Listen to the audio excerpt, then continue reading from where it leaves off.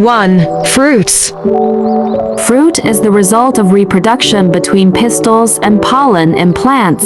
Fruit is an organ in flowering plants which is a further development of the fruit ovary. Fruit is usually covering and protecting a seed. The various shapes and forms of fruit are inseparable from the main function of fruit, namely as a disperser of plant seeds. Jadi, buah adalah hasil reproduksi antara putik dan serbuk sari pada tumbuhan. Buah termasuk organ pada tumbuhan berbunga yang merupakan perkembangan lanjutan dari bakal buah atau ovarium. Nah, buah biasanya membungkus dan melindungi biji.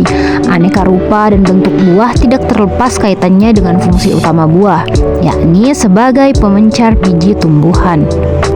So, now we will learn some names and pictures of fruit, namely as follows.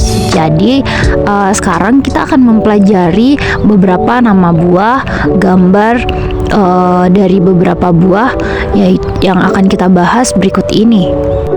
Okay, the first fruit is banana, or we can call this fruit pisang in Indonesia. Next is dragon fruit, or we can call buah naga in Indonesia. The next fruit is watermelon, or we can call semangka in Indonesia. The next fruit is orange, or we can call jeruk in Indonesia. The next is lemons, or we can call lemon in Indonesia. So the next fruit is kiwi, or we can call kiwi too in Indonesia. The next is avocado, or we can call alpukat in Indonesia. Next is papaya, or we can call papaya or kates in Indonesia. This pictures is grapes, or we can call anggur in Indonesia. This is durian, or we can call durian too in Indonesia. Next fruit is mangosteen, or we can call manggis in Indonesia. The next is star fruit, or we can call belimbing in Indonesia. Next is snake fruit, or we can call salak in Indonesia. The next is dates, or we can call kurma in Indonesia. The last fruit is strawberry, or we can call strawberry in Indonesia. 2. Vegetable. Okay, what is vegetable? Vegetables are all types of plants or parts of plants that can be processed into food. Vegetable plants are one of the horticultural commodities that have high economic value. Nah, jadi sayuran merupakan semua jenis tanaman atau bagian dari tanaman yang dapat diolah menjadi makanan.